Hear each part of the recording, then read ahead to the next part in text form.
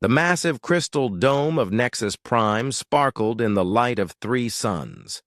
Inside the dome, beings from across the galaxy gathered around a floating platform that hovered above a sea of stars. This was the Galactic Council, the most powerful organization in known space. They decided which worlds lived and which worlds died. Admiral Thex stood at the center of the platform. His scaled green skin caught the light as he moved his clawed hands over a holographic map. Red dots marked conquered worlds. Blue dots showed planets ready for harvest. Yellow dots indicated primitive civilizations not worth their time yet. The Outer Rim territories are now fully under our control, Thex announced to the assembled beings. His voice echoed through the chamber with the confidence of someone who had never lost a battle. 17 new species have joined our protection. The mining operations on their worlds begin next cycle. Ambassador Kilvox nodded from her position near the data streams. Her crystalline body hummed with computational power as she processed resource calculations. Numbers flowed through her transparent form like living light. The mineral yields exceed projections by 12%. These new species prove quite efficient workers. Around the platform, representatives from dozens of civilizations watched and listened. Some floated in energy bubbles. Others stood on mechanical legs. A few existed as pure thought, their consciousness housed in gleaming metal spheres.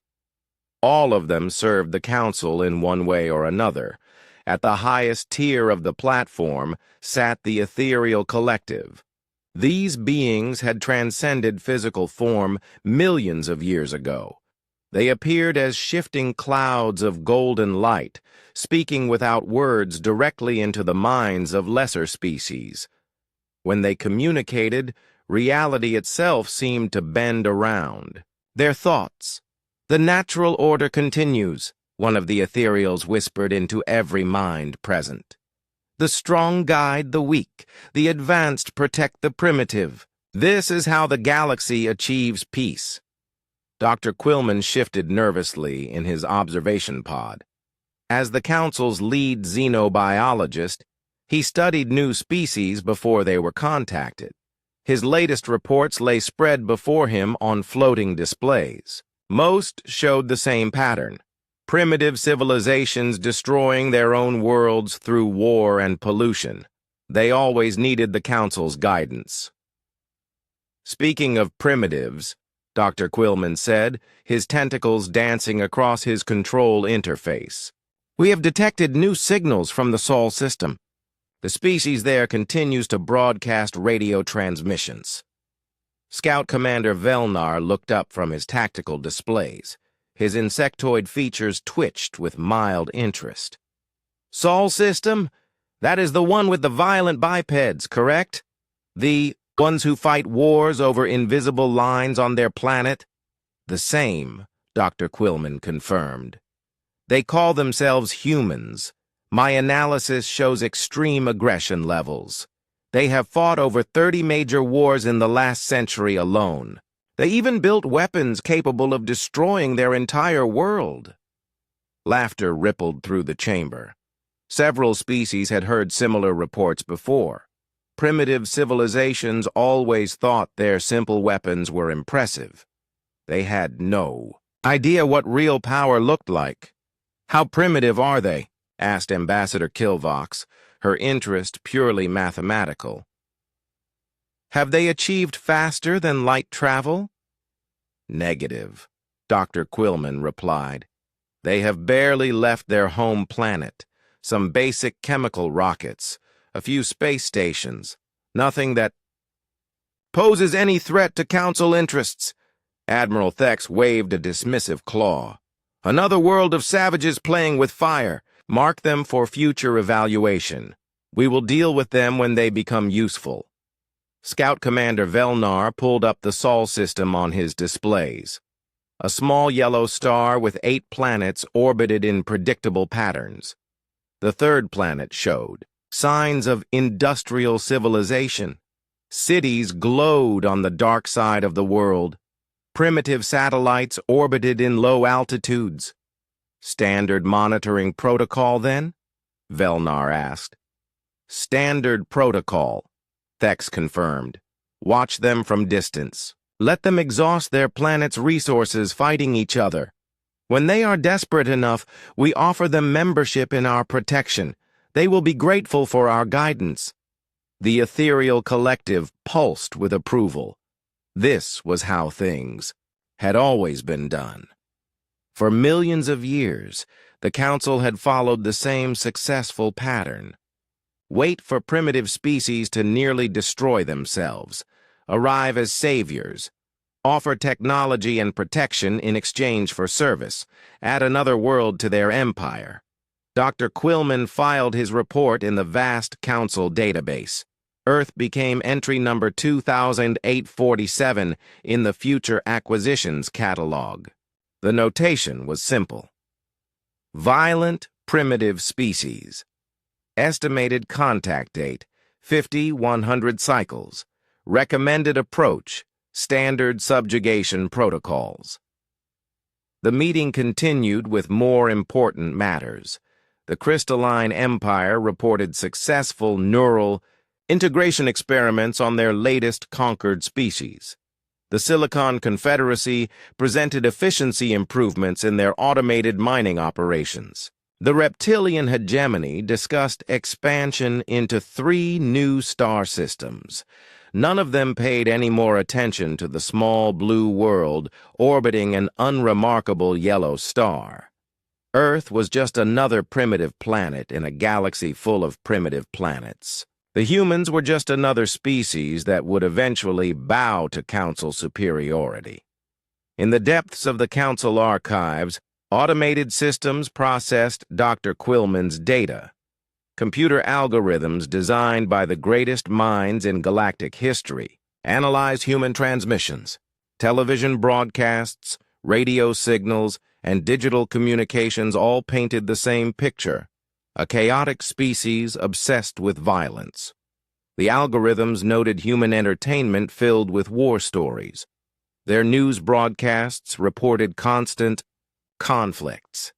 Their governments spent vast resources building ever more destructive weapons. Every indicator suggested humans would follow the same path as countless other species before them. The Council's predictive models calculated a 97.3% probability that humans would render their world uninhabitable within the next century. The remaining 2.7% uncertainty accounted for the possibility they might achieve basic space travel before total collapse. Either way, the outcome remained the same. Humans would need Council protection. They would accept Council guidance. They would join the Galactic Order as servants, grateful for the opportunity to survive under proper leadership.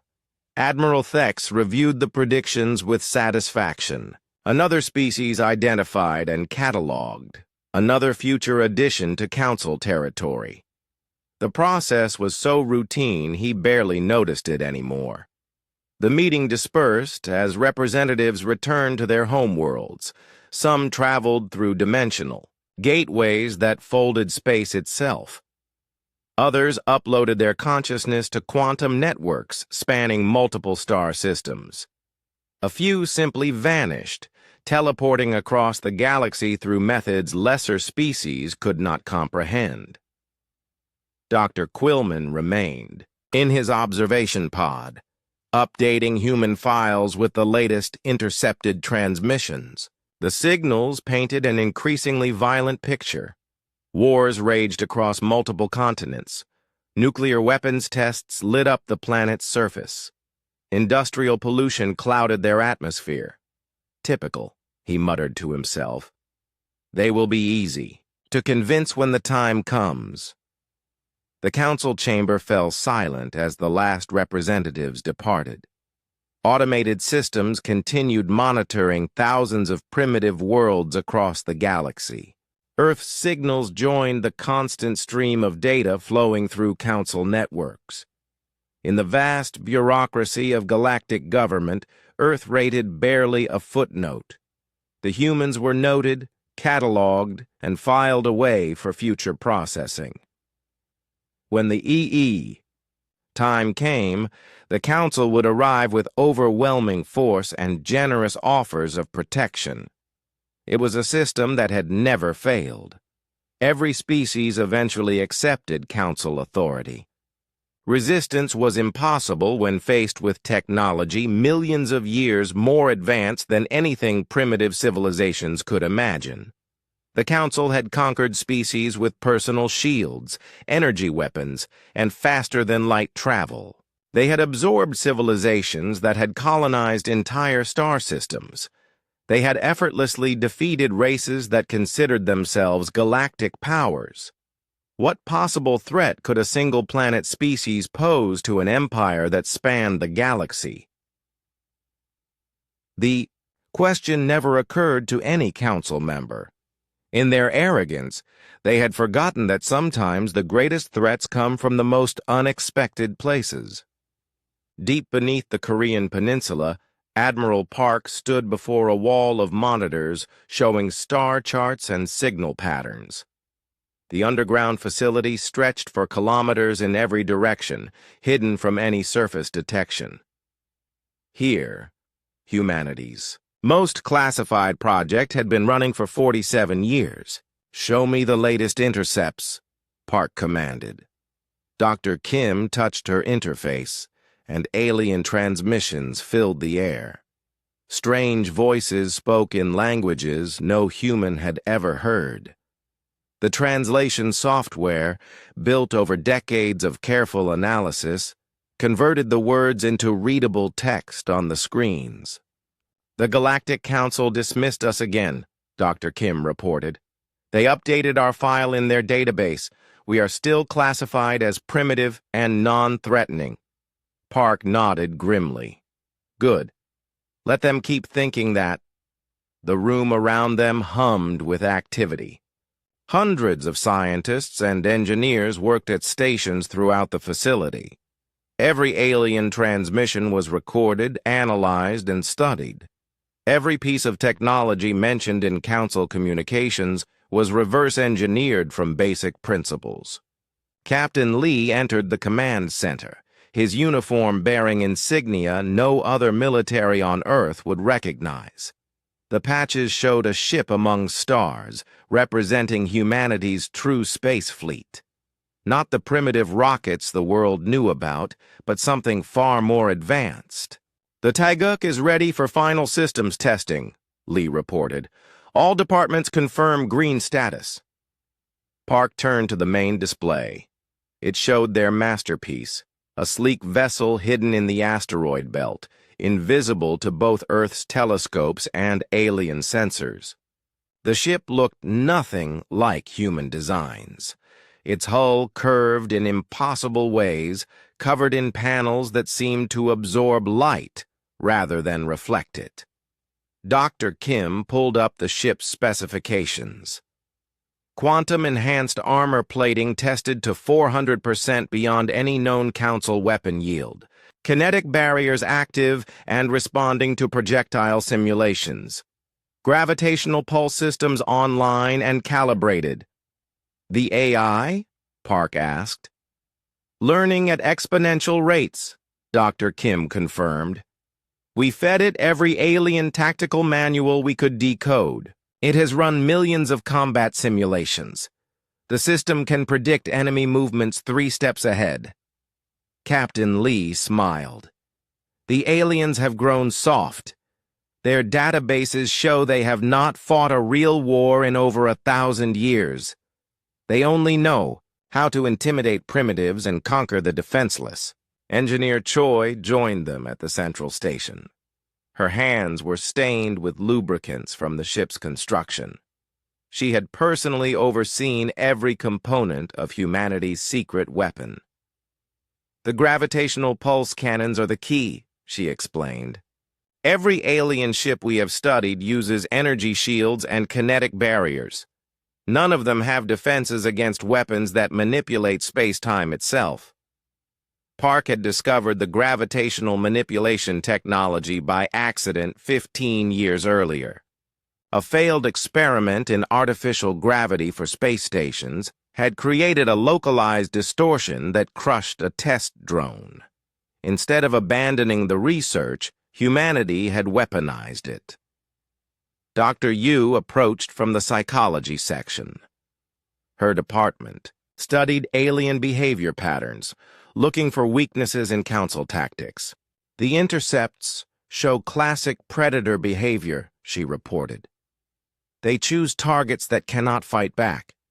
When faced with unexpected resistance, they become confused and make poor decisions. How many ships do they usually send for first contact? Park asked.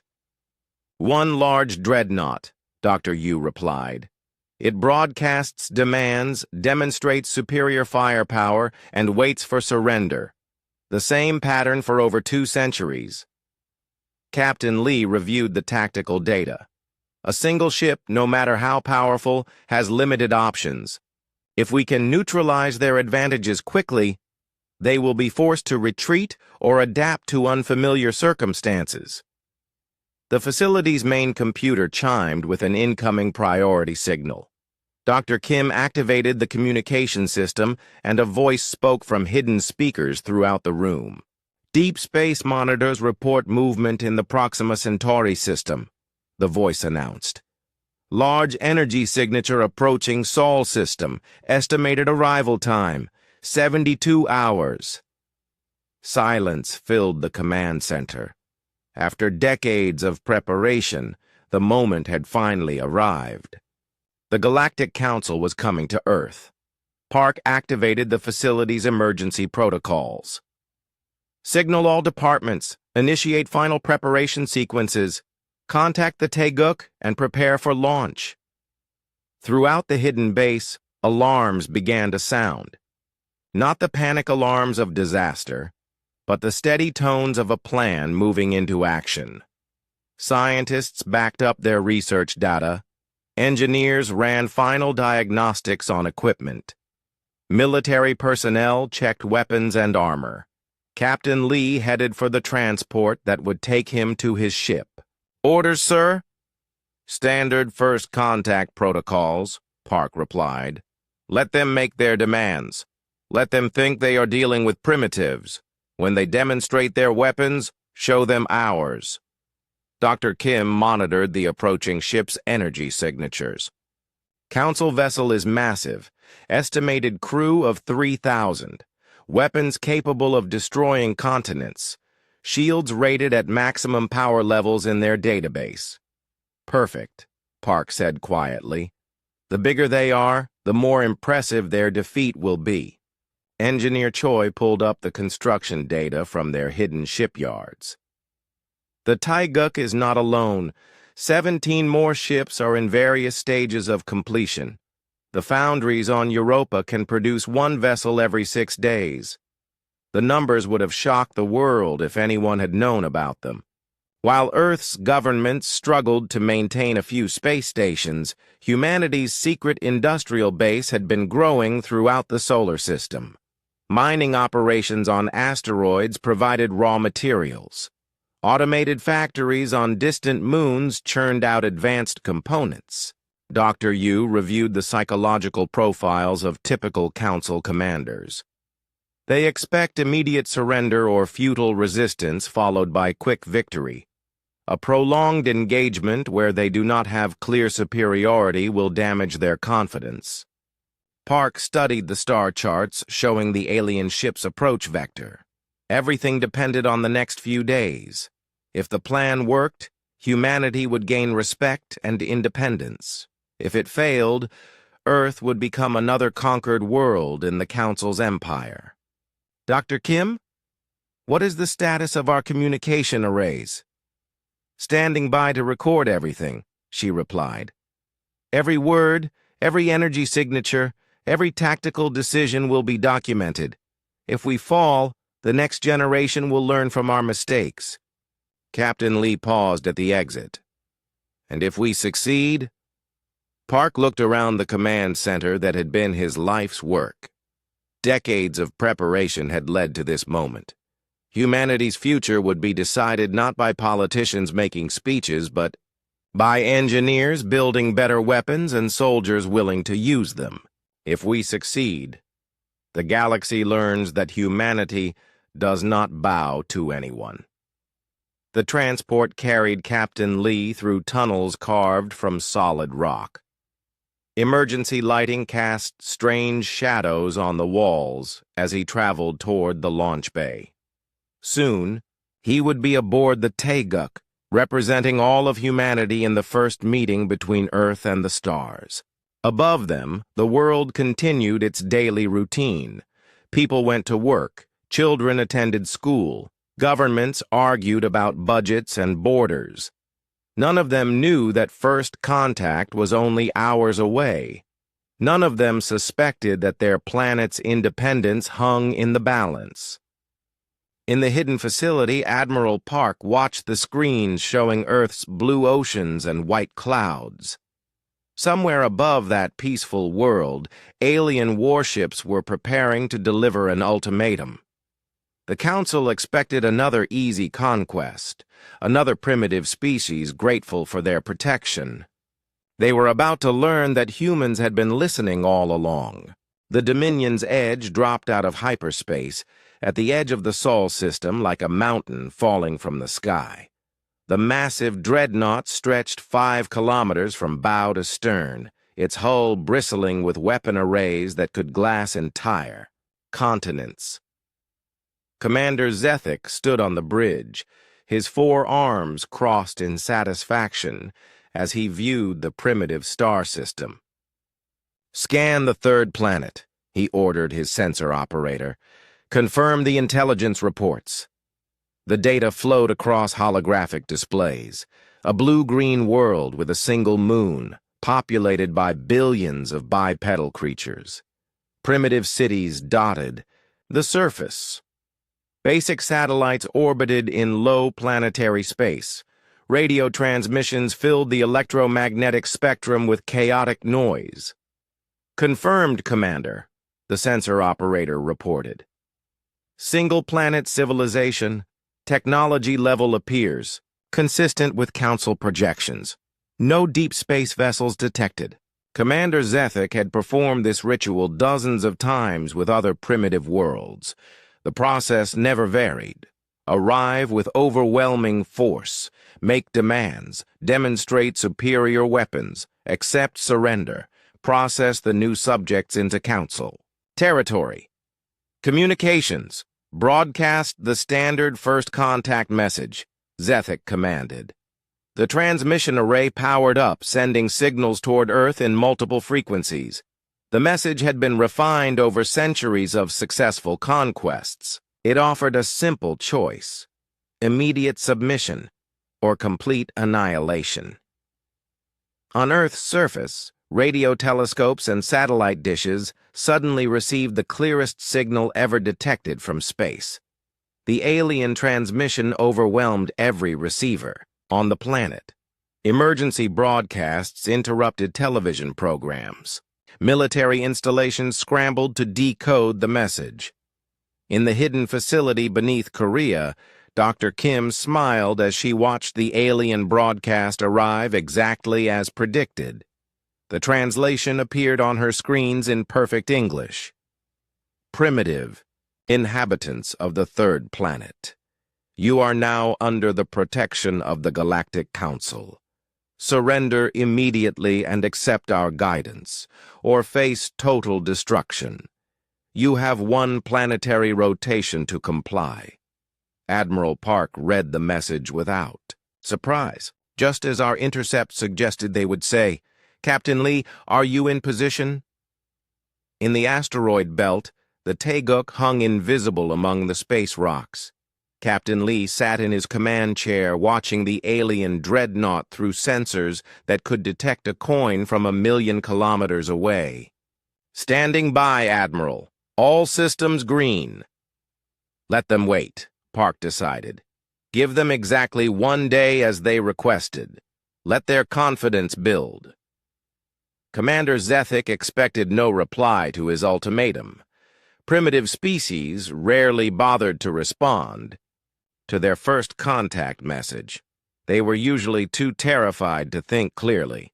The few who did respond typically begged for mercy or made empty threats. After 24 hours of silence from Earth, Zethik nodded to his weapons officer. Target the 9th planet. Demonstration shot. Show them what happens to worlds that resist Council authority. The Dominion's Edge turned its massive main cannon toward distant Pluto, energy capacitors charged with enough power to vaporize mountains. The weapon had reduced asteroid fields to dust.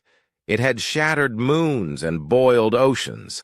No primitive civilization had ever seen anything like it. Firing, the weapons officer announced. A beam of pure energy lanced across space toward the dwarf planet. The blast contained enough force to destroy a city. It traveled at near light speed, impossible to intercept or deflect. In seconds, Pluto would cease to exist. The beam never reached its target. The Teguk materialized directly in the energy weapon's path, its hull absorbing the blast like a sponge soaking up water. Quantum-enhanced armor plating converted the incoming energy into harmless radiation. Instead of being destroyed, the human ship grew stronger. On the bridge of the Dominion's Edge, every sensor screamed alerts. A vessel had appeared from nowhere. Impossible energy readings flooded the displays. The massive blast that should have obliterated a planet had simply vanished. "Report!" Commander Zethik demanded, his voice cracking with shock. "Unknown vessel intercepted our weapons fire," the sensor operator stammered. "Energy absorption at 100% efficiency. No damage detected to the intercepting ship." Lieutenant Nam monitored the alien vessel from his station aboard the Teguk. "Their energy weapon is exactly as our simulations predicted. Quantum, absorption panels are operating at 12% capacity. We could absorb 50 more shots like that." Captain Lee opened a communication channel to the alien ship. "Attention, Council vessel. You fired on our territory without provocation.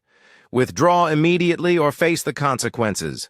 The message reached the Dominion's Edge in clear, precise Council standard language. Commander Zethik stared at the communication display in disbelief.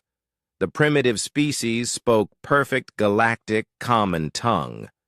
They had technology capable of intercepting Council. Weapons fire. Nothing in the intelligence reports had prepared him for this.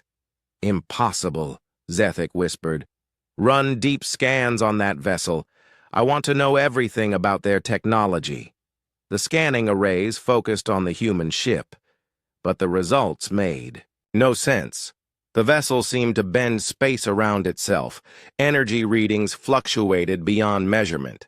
Hull composition showed materials that should not exist in natural form.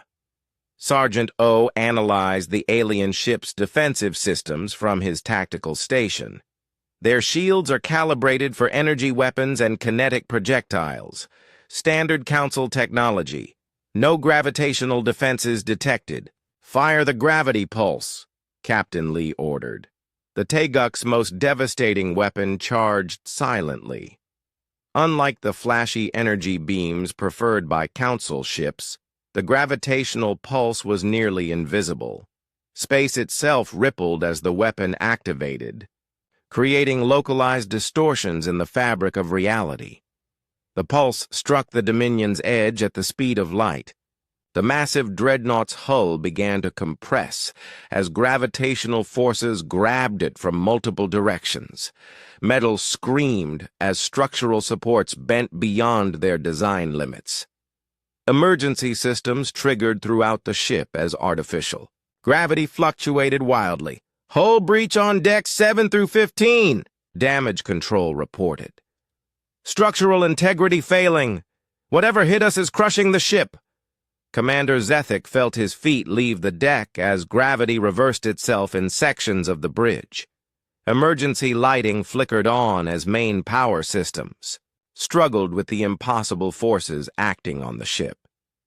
His crew of 3,000 elite warriors could only watch helplessly as their invincible vessel crumpled around them. "All weapons, fire at will!" Zethek screamed.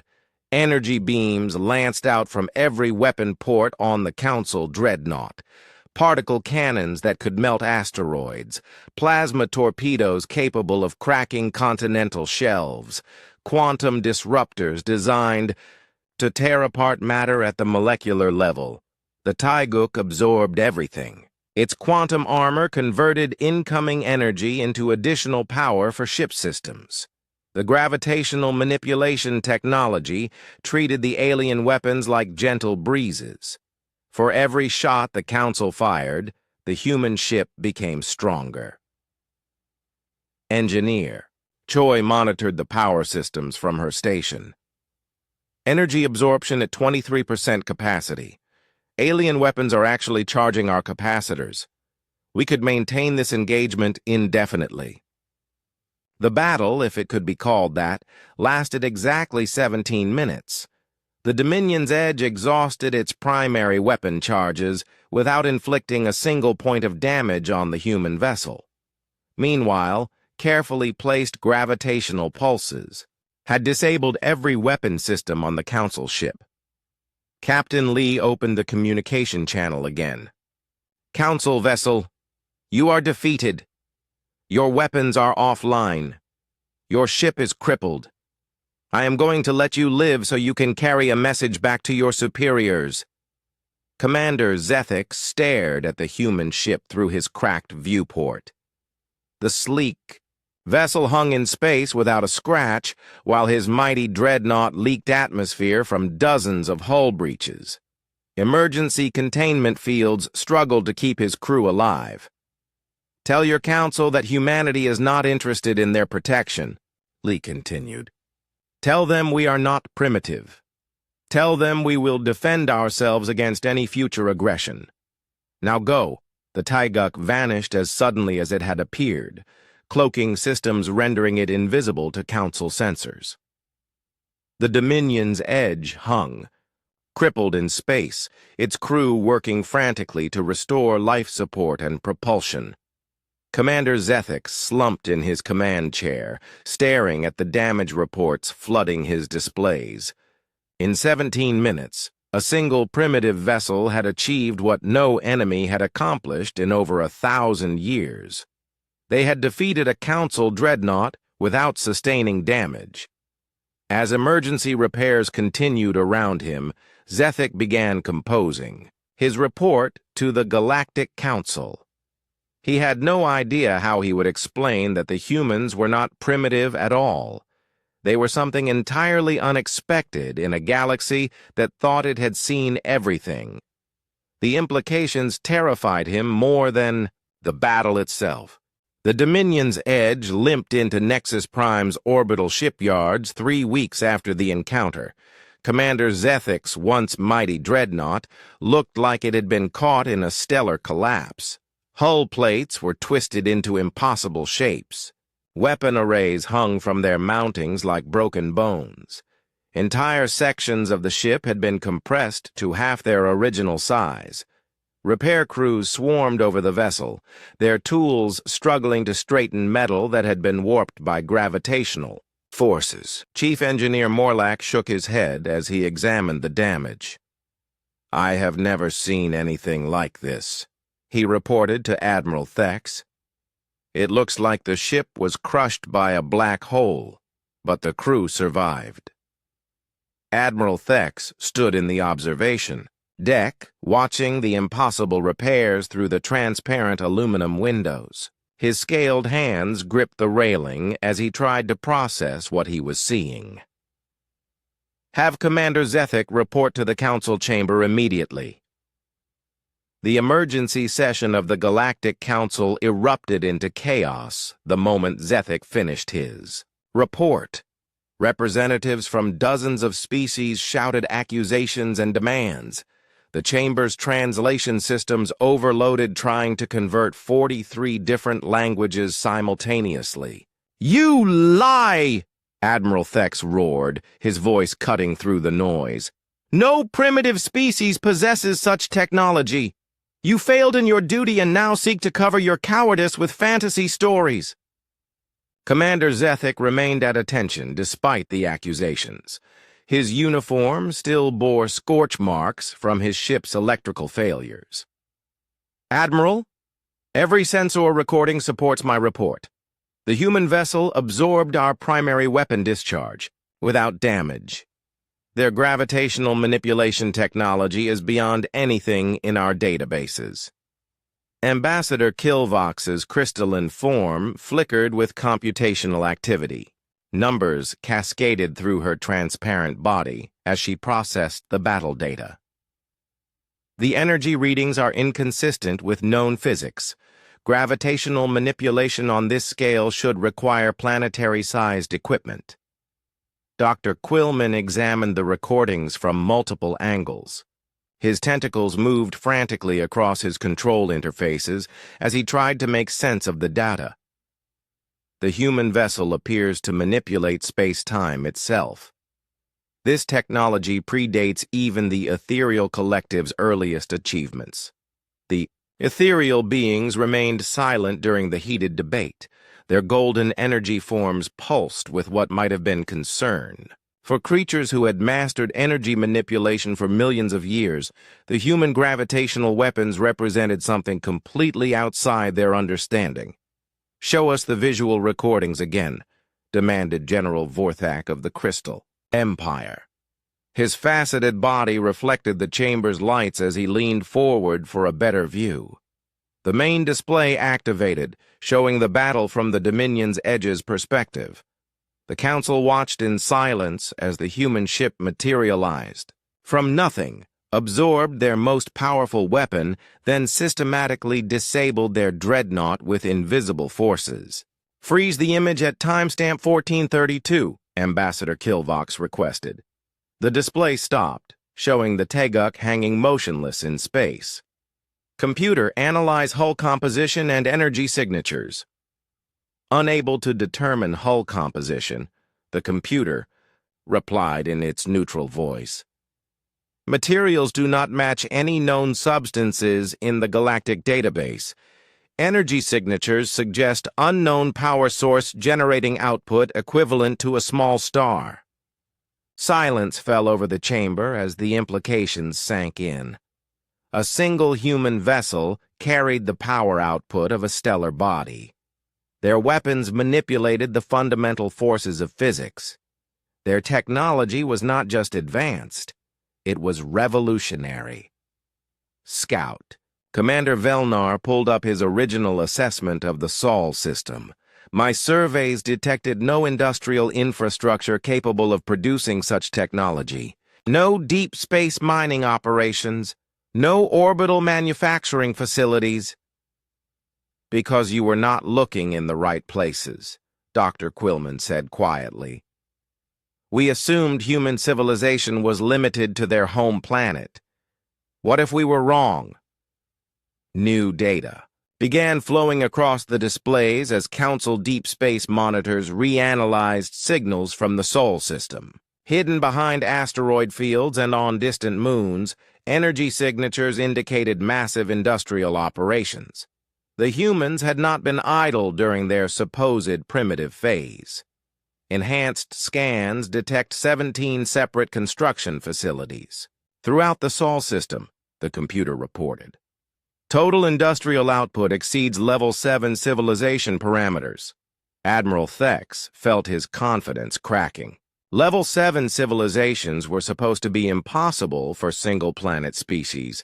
The infrastructure required took thousands of years to develop across multiple star systems. "How long have they been building this capability?" he demanded. "Commander." Zethic consulted his damaged ship's sensor logs. "Analysis of their communication intercepts suggests at least 50 standard years. They have been monitoring our transmissions and developing countermeasures specifically designed to neutralize Council technology." The revelation hit the chamber like a physical blow. The humans had not been primitive at all. They had been preparing. for first contact since before most council members knew they existed. Every transmission the council sent had been intercepted, analyzed, and used against them. Ambassador Kilvox's calculations painted an even more disturbing picture. If human industrial capacity can produce vessels of this capability, projected, fleet strength could reach parity with council forces within 5 standard years. Impossible, General Vorthak protested. The Galactic Council commands over 10,000 battle-ready vessels. No single species can match our combined might. The humans do not need to match our numbers, Dr. Quillman pointed out. If one of their ships can defeat our finest dreadnought without damage, they only need a fraction of our fleet size to achieve superiority.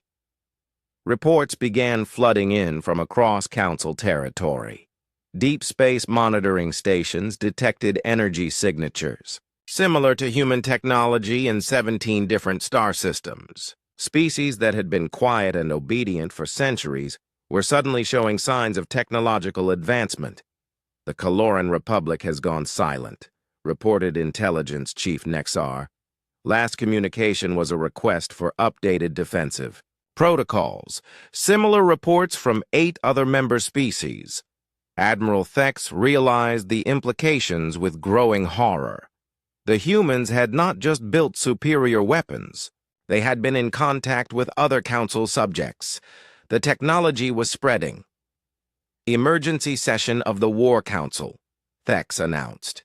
All fleet commanders report to Nexus Prime immediately. Full mobilization of all member species. The ethereal collective finally spoke, their thoughts pressing into every mind in the chamber. The natural order has been disrupted. The hierarchy must be restored. The humans must be eliminated before their revolution spreads beyond containment. But even as the Council planned their response, more reports arrived. Human ships had been detected near the borders of Council space. Not attacking, not invading, simply watching. Silent sentinels that observed everything and revealed nothing about their true capabilities. Commander Zethic received orders to return to the Sol system with a massive fleet. Every species in the Council would contribute ships and warriors to the largest military operation in galactic history.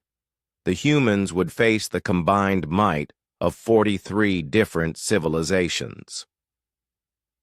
As he prepared to leave Nexus Prime, Zethic studied the tactical reports one more time. The human ship had appeared from nowhere, fought with impossible weapons, and vanished without a trace. Their technology was decades ahead of anything in the Council archives. For the first time in his military career, Commander Zethic was afraid, not of battle or death, but of the possibility that the Galactic Council had finally encountered something they could not conquer. The humans had done more than resist subjugation. They had proven it was possible, across the galaxy, oppressed. Species that had served the Council for generations began to whisper in dark corners. If the humans could stand against the Council and win, perhaps freedom was not just a dream. Perhaps the empire that had ruled the stars for millennia was not as invincible as it claimed.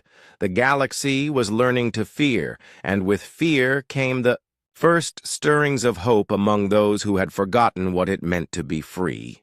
The Galactic Council's emergency war session convened in the deepest chambers of Nexus Prime, behind barriers designed to withstand stellar explosions. Security protocols sealed the facility from any outside interference. For the first time in recorded history, the Council met in genuine fear. Admiral Thex paced before the assembled representatives, his scaled claws clicking against the crystalline floor. The human threat exceeds all previous assessments. Their technology represents a fundamental shift in galactic power balance. Unacceptable, roared General Vorthak, his crystal body reflecting angry red light. The Crystal Empire has ruled the Eastern Spiral for 12,000 years.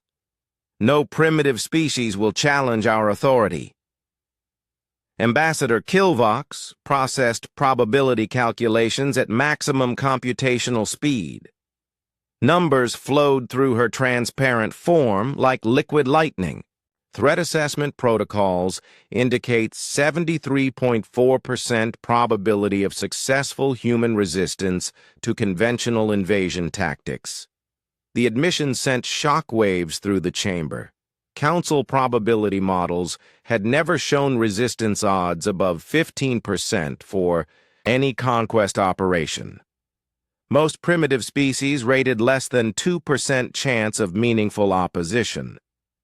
Dr. Quillman activated his most sensitive scanning equipment, analyzing every byte of data collected from the Sol system.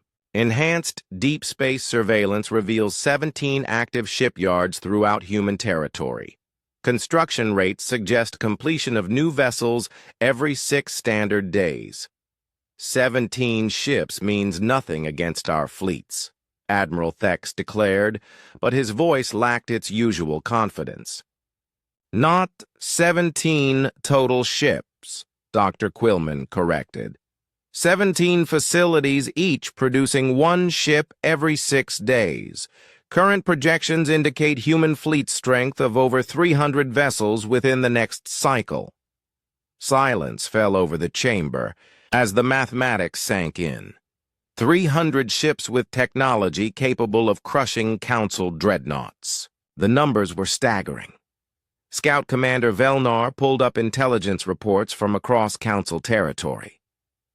The situation grows worse. 16 member species have requested upgraded defensive systems in the past week. 3 others have stopped responding to communication attempts entirely. "Show me the communication logs," demanded Admiral Thex. Data streams flowed across the central displays. Coded transmissions between supposedly loyal species. Requests for technical specifications. Most disturbing of all, energy signatures matching human gravitational manipulation technology detected in 7 different star systems. "The humans have been busy," Ambassador Kilvox observed. "They are sharing their technology with our subject species." The ethereal collective pulsed with barely controlled rage. Their golden forms darkened to amber as they communicated their thoughts. 50,000 years of galactic order challenged by upstart primitives. The natural hierarchy must be preserved at any cost. General Vorthak activated the Council's military databases, searching for precedents. No species has ever successfully resisted full Council mobilization. We command the combined might of 43 civilizations. Our fleets number in the thousands. Our fleets are designed to fight conventional enemies, Dr. Quillman pointed out. Human gravitational weapons render traditional shields useless. Energy absorption technology neutralizes our primary weapons. We are fighting an enemy specifically designed to counter our advantages. Admiral Thex called up tactical assessments from the battle between the Dominion's Edge and the human vessel. Frame-by-frame analysis showed the impossible. A single ship systematically dismantling a Council dreadnought without sustaining damage. Computer, run simulation. Council fleet engagement with estimated human forces. The combat simulation filled the chamber's displays. Virtual fleets engaged in brutal combat above a digitally rendered Earth. The results were devastating. Human gravitational weapons tore through Council formations like they were made of paper. Energy absorption systems turned Council firepower against itself. "Simulation complete," the computer announced. "Projected casualties. Council forces, 67% total losses. Human forces, 12% moderate damage." The numbers hung in the air like an executioner's blade.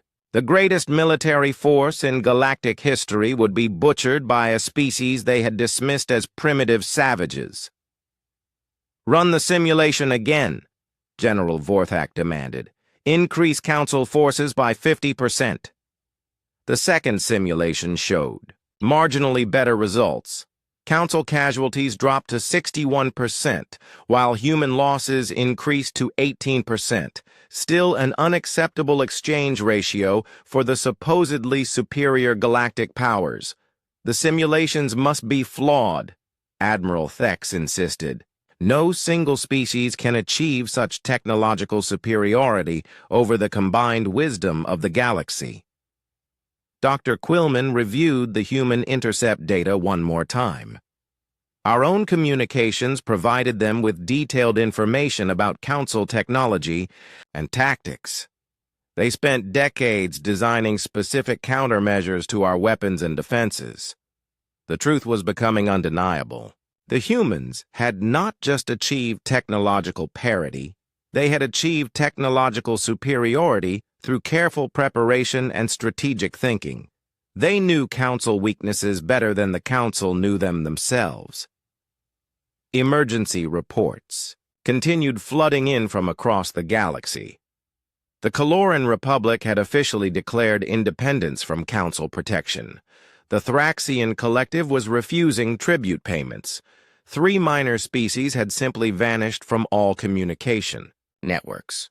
"The Empire is fragmenting," Ambassador Kilvox calculated. "Human resistance has inspired rebellion in 17% of Council territory. Probability of complete governmental collapse within 10 cycles, 23.7%. "Unacceptable," roared Admiral Thex.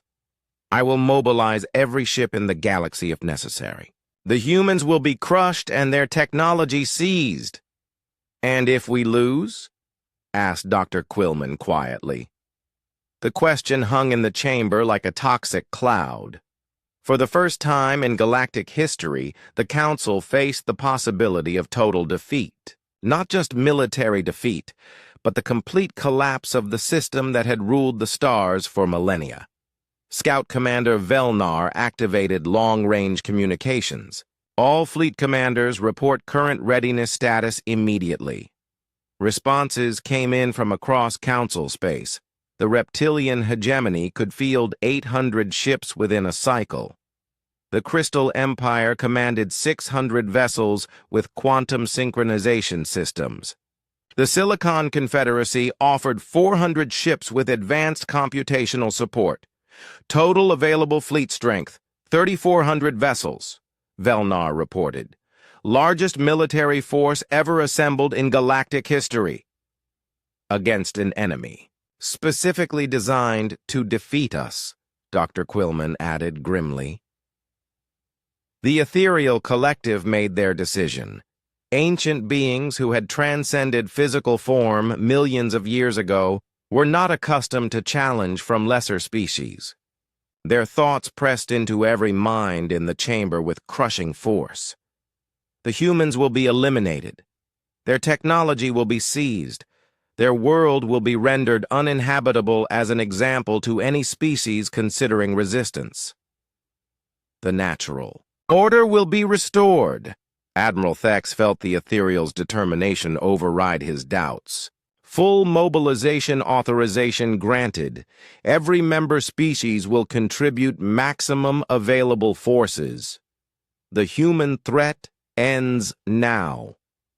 But even as the Council planned the largest military operation in galactic history, more disturbing reports arrived. Human ships had been detected throughout Council space, not attacking, just watching. Silent observers recording every Council movement and communication. Dr. Quillman realized the horrifying truth. They are still listening. Every plan we make, every strategy we develop, the humans already know about it. The Council had built their empire on information superiority. They always knew more about their enemies than their enemies knew about them. But the humans had turned that advantage against them. The hunters had become the hunted. As the War Council continued, secret transmissions pulsed between the hidden human vessels scattered throughout Council territory. Every word spoken in the supposedly secure chamber was being recorded and analyzed. Humanity's greatest weapon was not their gravitational pulse cannons or quantum armor. It was their ability to learn from their enemies' mistakes while ensuring their enemies learned nothing about them in return. Admiral Park stood before the quantum communication array deep beneath the Korean peninsula, watching as humanity's carefully orchestrated plan entered its final phase. The massive screens around him showed Council fleet movements across the galaxy. Every ship, every weapon, every tactical decision was being monitored by hidden human vessels. "Dr. Kim, initiate Protocol 7, Park commanded. Dr. Kim's fingers danced across her control interface. "Broadcasting on all Council frequencies. Let them see what we have really been building." Across the galaxy, every communication system in Council space suddenly received the same transmission. High-definition footage showed the truth about human civilization. Not a single planet struggling with primitive technology, but a thriving, interstellar empire hidden in plain sight. The footage began with Mars. Massive dome cities covered the red planet's surface. Underground factories stretched for hundreds of kilometers. Automated mining systems extracted resources at rates that exceeded most galactic civilizations. "Camera feed switching to Europa," Dr. Kim announced. The frozen moon of Jupiter revealed itself as a massive shipyard. Beneath the ice, construction bays stretched in all directions. Dozens of vessels identical to the Taeguk moved through assembly lines with mechanical precision. Robotic workers swarmed over hulls that gleamed with impossible materials. Captain Lee opened a communication channel from the bridge of his ship. "Attention, Galactic Council! You have gravely underestimated humanity. What you see is the result of 50 years of preparation for this moment." The transmission continued with footage from Titan. Saturn's largest moon had been converted into a research facility. Scientists worked on technologies that made Council advances look like stone tools. Gravitational manipulation arrays the size of cities.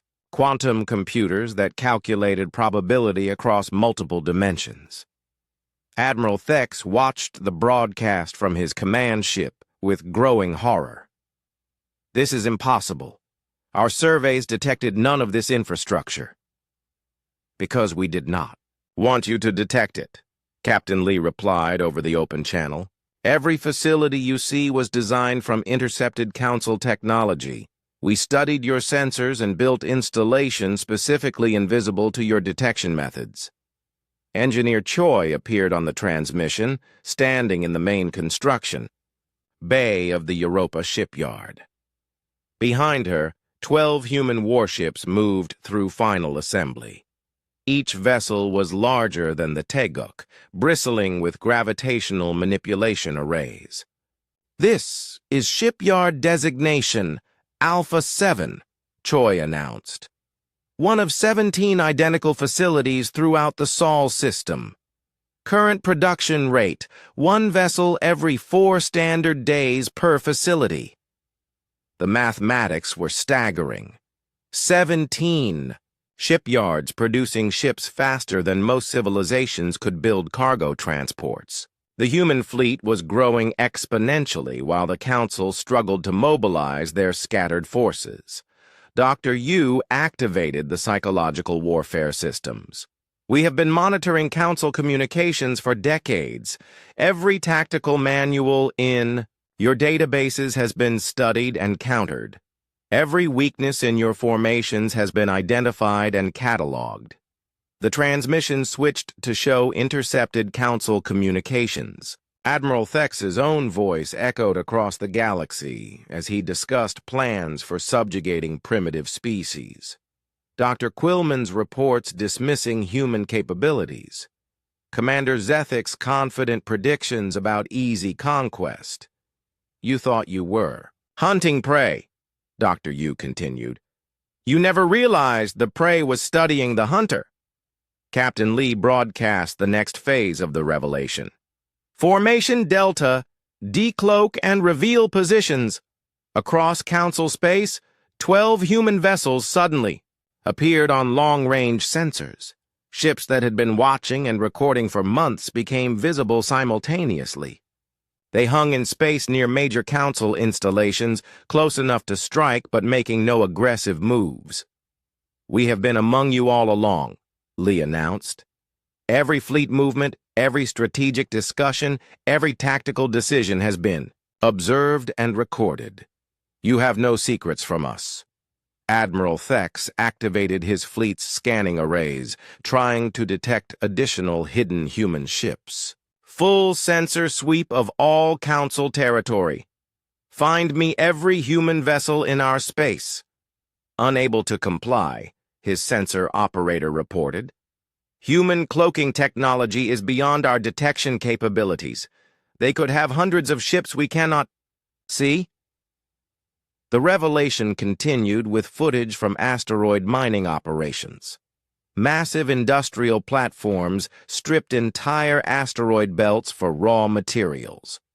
Automated refineries processed the materials into components for human technology. The scale dwarfed anything in Council databases. Dr. Kim appeared in the transmission, standing before a wall of star charts. While you planned our conquest, we planned our defense. While you underestimated our capabilities, we overestimated yours. The result is technology specifically designed to neutralize every advantage you possess. The footage switched to combat. Testing facilities. Human weapons fired at mock-ups of Council vessels, demonstrating the devastating effectiveness of gravitational pulse technology. Energy absorption arrays swallowed simulated Council weapon strikes without strain. Your energy. Weapons charge our systems, Engineer Choi explained. Your kinetic weapons cannot penetrate our barriers. Your shields offer no protection against gravitational manipulation. You built your empire to fight enemies using your own technology. We built our defenses to fight you. The final revelation was the most shocking. Hidden communication arrays. Throughout the Sol system suddenly activated, broadcasting to every corner of the galaxy. Not just to Council territories, but to the oppressed species living under Council rule. This is Admiral Park of the Human Defense Fleet, Park announced. To all species currently under Council subjugation, humanity offers you a choice. Join us in freedom, or remain slaves to an empire that sees you as resources to be harvested. The message triggered immediate responses from across the galaxy. The Kaloran Republic had been in secret communication with humanity for months. They had received gravitational manipulation technology and were ready to declare independence. The Thraxian Collective possessed human-designed weapons hidden throughout their territory. 16 species have agreed to join the Human Alliance, Dr. Kim reported. Combined fleet strength now exceeds 2,000 vessels with human-enhanced technology. Admiral Thex stared at the tactical displays in disbelief. In a matter of hours, humanity had revealed a military and industrial capability that matched the entire Council. Worse, they had turned the Council's own subjects against them. The humans offer Council species a choice as well, Captain Lee broadcast. Join the Alliance as equals, or face the consequences of supporting oppression. We take no pleasure in war, but we will not hesitate to defend ourselves and our allies. Across Council space, member species began responding to the human offer. Some remained loyal to the traditional hierarchy. Others declared neutrality. But many, inspired by the human example, began broadcasting their intention to join the Alliance. The Galactic Council's empire was fracturing in real time. Species that had served for millennia were choosing freedom over security. The careful balance of power that had maintained galactic order was collapsing. Commander Zethik received orders to proceed with the planned assault on Earth, despite the changed circumstances. The Council could not allow human defiance to go unpunished. If they showed weakness now, the entire empire would crumble.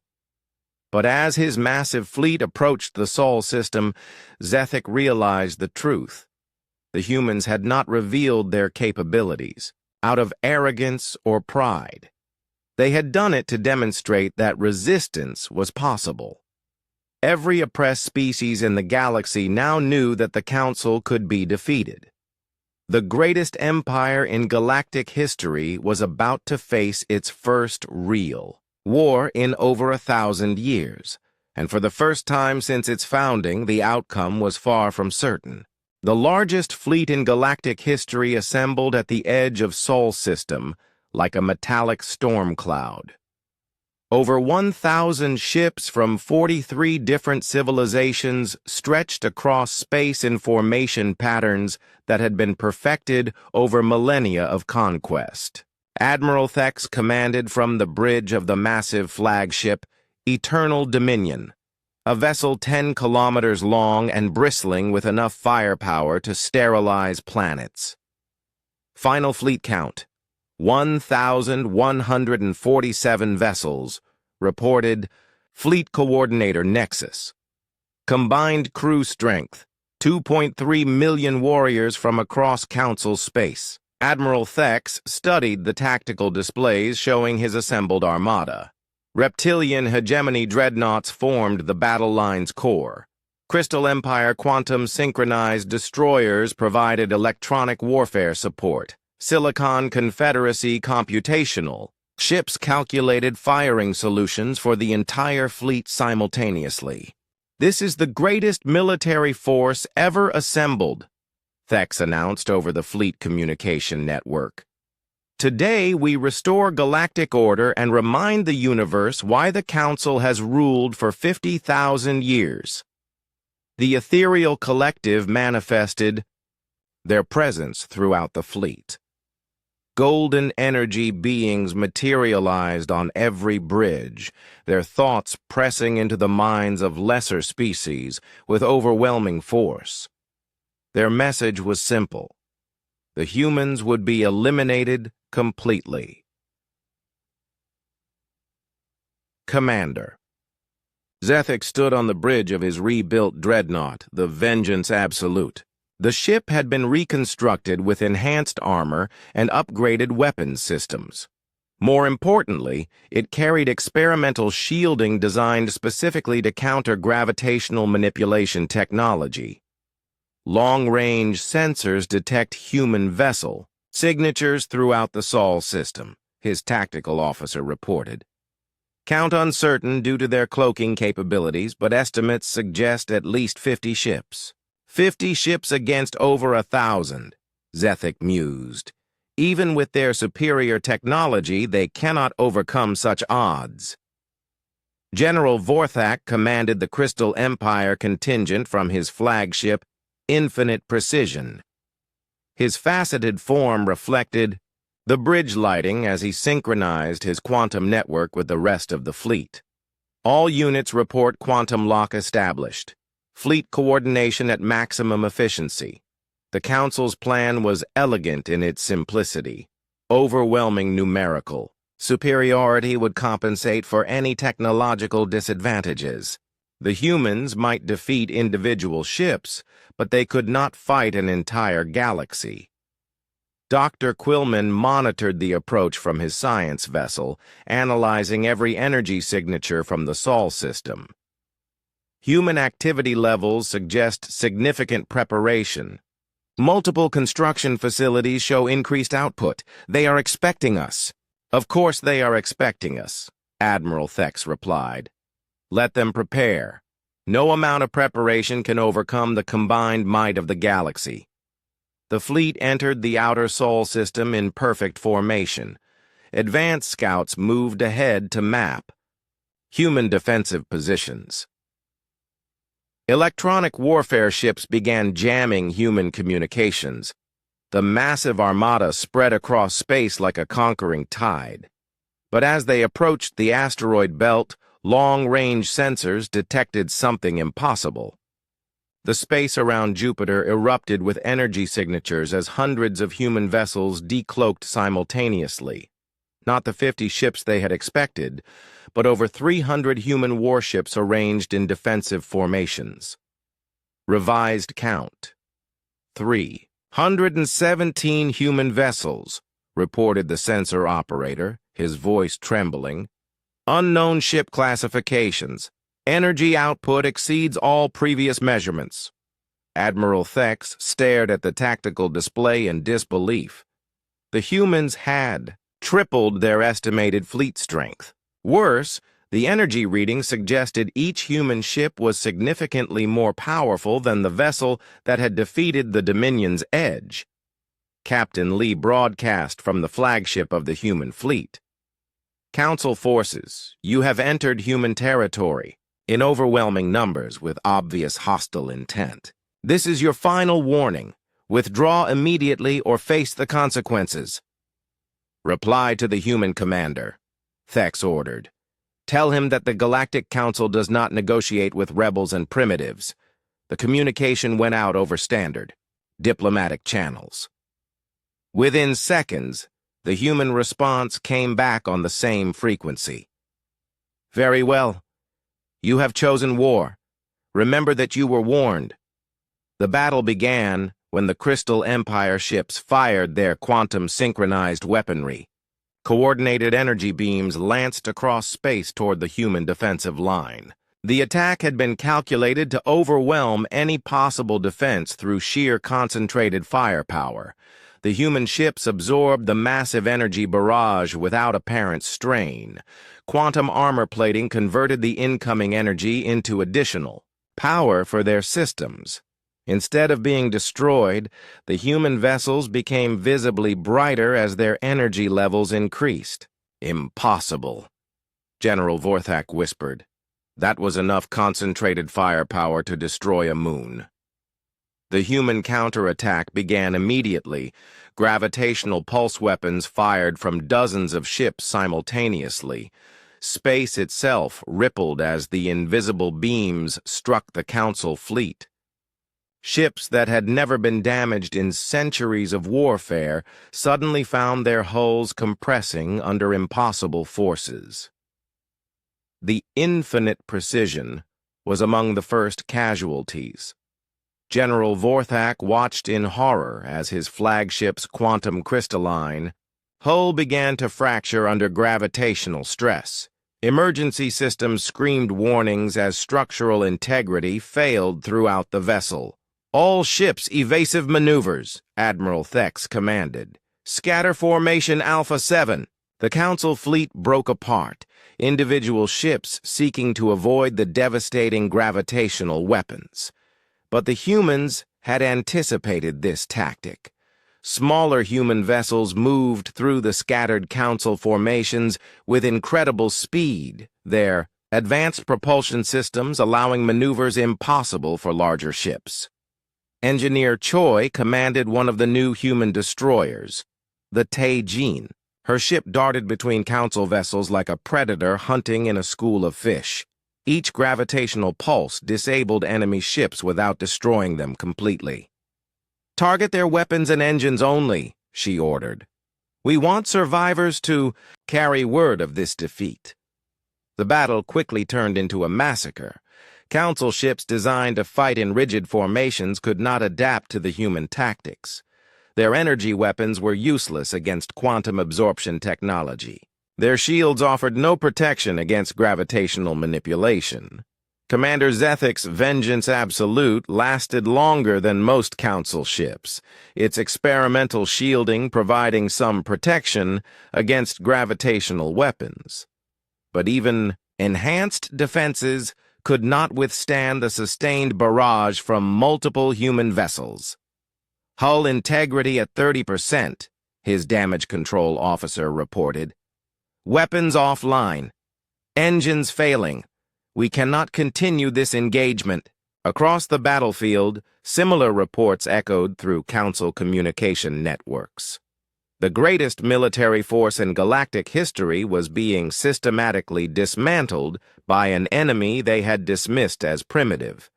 Ships that had conquered hundreds of worlds were reduced to drifting hulks within hours. The ethereal collective, faced with the collapse of their fleet, made a desperate decision. The ancient beings began manifesting their true power, channeling energy directly from nearby stars. Golden light erupted from their command vessels as they prepared to unleash forces that could destroy entire solar systems. But the humans had prepared for this possibility as well. Dr. Yu activated humanity's most secret weapon, psychic shielding technology developed from decades of studying ethereal communications. The golden energy that had dominated lesser species for millions of years suddenly found itself blocked by barriers the ethereals could not understand. Impossible, the ethereal collective communicated to the fleeing council ships. No species has ever resisted our direct manifestation. We are not like other species, Captain Lee replied, his words somehow reaching the energy beings directly. We prepared for everything, including you. The battle's outcome was decided within 6 hours. The Council fleet, reduced to less than 400 operational vessels, began a disorganized retreat toward the edge of the Sol system. Admiral Thex's flagship limped away with most of its weapons destroyed and half its crew injured. This engagement is terminated, Thex broadcast to his remaining ships. All vessels withdraw to Nexus Prime for emergency refit and reorganization. The human fleet did not pursue. Instead, they maintained defensive positions while broadcasting a simple message throughout the galaxy. The Galactic Council has been defeated in open battle. Their empire of oppression is broken. All species are free to choose their own destiny.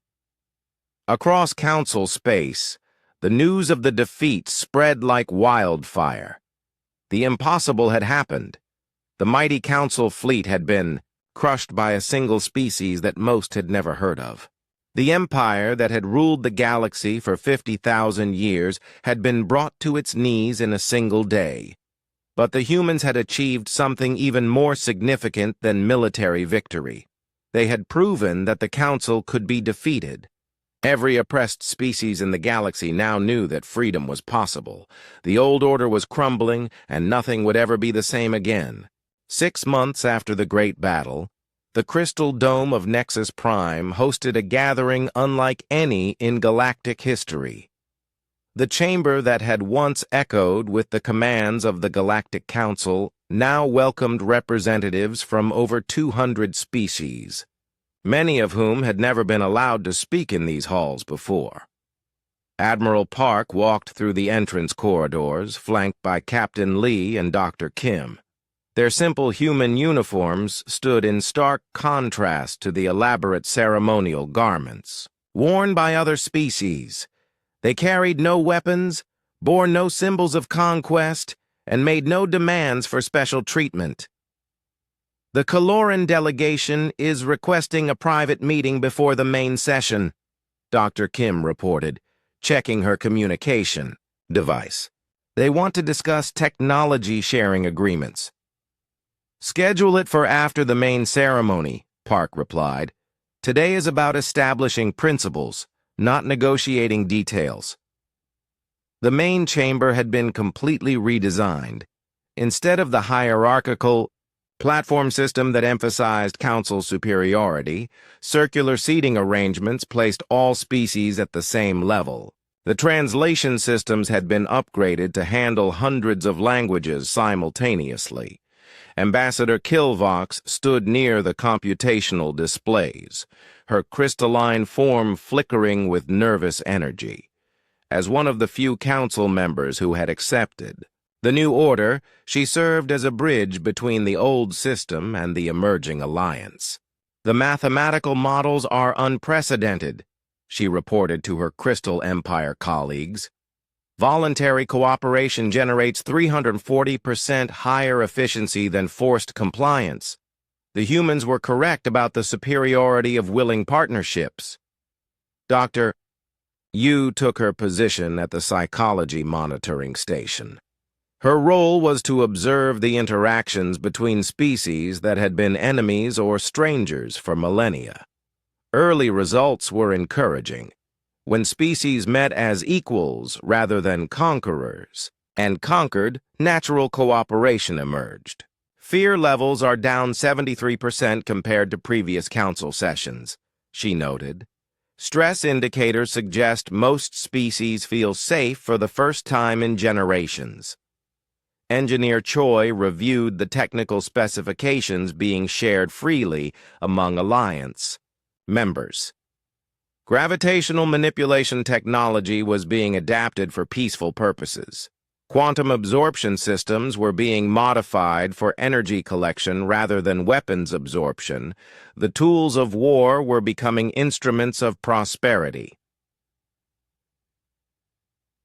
The Thraxian Collective has developed fascinating applications for quantum tunneling, she reported to Park. They want to use it for instant communication across galactic distances. No more delays in diplomatic messages. The ceremony began when Captain Lee activated the new galactic communication network.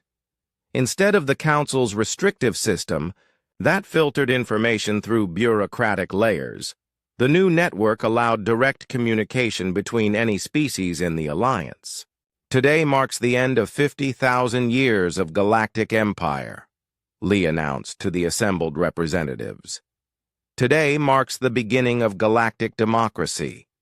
The first order of business was the formal dissolution of the Galactic Council. Admiral Thex, his scales scarred from the battle, stood to address the gathering. His once proud voice carried the weight of absolute defeat. The reptilian hegemony formally surrenders all claims to galactic authority, he announced.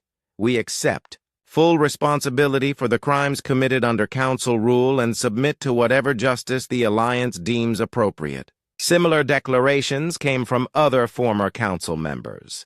General Vorthak's Crystal Empire renounced their quantum supremacy. The Silicon Confederacy abandoned their computational dominance. Species after species formally abdicated the power they had wielded for millennia. But the humans surprised everyone with their response. Instead of demanding punishment or tribute, Admiral Park stood and addressed the former council members directly. We are not here to establish a new empire. With ourselves at the top, he declared. We are here to ensure that no empire ever rules the galaxy again. Your past crimes will be judged by those you wronged, not by us. Your future contributions will be measured by your willingness to serve rather than rule. The ethereal collective, their golden forms dimmed by defeat, manifested throughout the chamber. For beings who had transcended physical existence millions of years ago, accepting equality with lesser species was a profound challenge. We have guided galactic development. For eons, they communicated. Without central authority, chaos will consume the stars. Dr. Kim stood to respond, her voice carrying throughout the chamber. You guided nothing. You controlled everything. There is a difference. True guidance comes from teaching others to make their own decisions, not making decisions for them. The debate continued for hours as species after species shared their experiences under council rule. Stories of forced relocations, resource extraction, and cultural suppression painted a picture of systematic oppression that had lasted for millennia. But the discussion also revealed the positive aspects of galactic civilization. Technology sharing. that had improved countless lives, scientific cooperation that had solved complex problems, cultural exchanges that had enriched entire civilizations. "We do not want to destroy what was good about the old system," Captain Lee explained. "We want to preserve the benefits while eliminating the oppression." The solution emerged through careful negotiation and compromise. The new Galactic Alliance would be based on voluntary membership rather than forced subjugation. Technology would be shared freely rather than hoarded by the powerful. Decisions would be made through democratic consensus rather than imperial decree. Engineer Choi presented the technical framework for the new system. Advanced communication networks will allow real-time voting on important issues. Translation systems will ensure every species can participate in their own language. Resource-sharing algorithms will distribute benefits based on need rather than military strength. The most revolutionary change was the treatment of primitive species. Instead of being marked for future conquest, developing civilizations would be offered protection and assistance with no strings attached. First contact would be an invitation to join the galactic community as equals. No species will ever again face the choice between submission and annihilation, Admiral Park declared. The galaxy belongs to all who call it home. As the ceremony concluded, representatives began signing the Alliance Charter. The document established principles that would govern galactic civilization for generations to come. Freedom of choice, equality among species, protection for the vulnerable, justice for the oppressed. Dr. Quillman, the former council xenobiologist, stood before the human delegation with genuine humility. "I spent decades studying species for conquest potential. I want to spend my remaining years studying them for cooperative potential." The humans accepted his offer, along with similar requests from hundreds of former council members. The knowledge and experience of the old system would be preserved, but redirected toward building something better. Captain Lee made the final announcement of the ceremony. The Galactic Alliance is now officially established. Today, 217 species join together as equals. Tomorrow, we begin building a galaxy where freedom and cooperation replace fear and oppression. As the representatives dispersed to their home worlds, the news spread throughout the galaxy at light speed. On planets that had known only servitude, populations celebrated their first taste of freedom. Species that had been enemies for millennia began discussing trade agreements and cultural exchanges. The transformation was not immediate or perfect. Centuries of oppression could not be erased overnight. Some species struggled to adapt to democracy after generations of authoritarian rule. Others found it difficult to trust former enemies, but the fundamental change was irreversible. The galaxy had learned that alternatives to empire were possible. Billions of beings across the stars had discovered that they could choose their own destiny rather than having it chosen for them. Admiral Park returned to Earth aboard the Teguk, watching the stars wheel past the viewport. Humanity had achieved something unprecedented in galactic history. They had not conquered an empire. They had liberated one. "Dr. Kim, what is our status with the new Alliance members?" "Integration is proceeding ahead of schedule," she replied. 43 species have requested technical assistance programs. 17 want to establish cultural exchange agreements. The Caloran Republic is asking permission to build an embassy in the Sol system. Park smiled as he looked out at the stars. Humanity had entered the galactic stage not as conquerors seeking to rule, but as liberators seeking to serve. They had proven that strength could be used to protect rather than oppress. that technology could free rather than enslave. The fall, Galaxy had been rendered speechless by humanity's first warship. But what truly silenced the stars was the realization that humans had no interest in making others silent. Instead, they had given voice to those who had been voiceless for 50,000 years. In freeing the galaxy, humanity had discovered their true purpose among the stars, not to dominate the universe, but to ensure that everyone had the freedom to reach for it.